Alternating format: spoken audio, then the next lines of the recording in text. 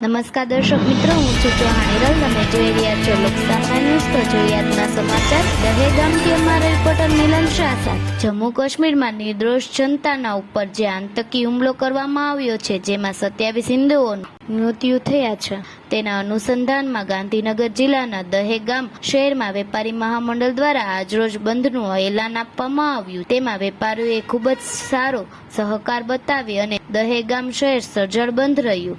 વિવિધ સંસ્થાઓ દ્વારા પણ સારો સહકાર મળે છે. જેસીસ લોટરી ક્લબ જેવી સંસ્થાઓ અને અન્ય સંસ્થાઓ પણ આ 27 જણને શ્રદ્ધાંજલિ પાઠવી હતી.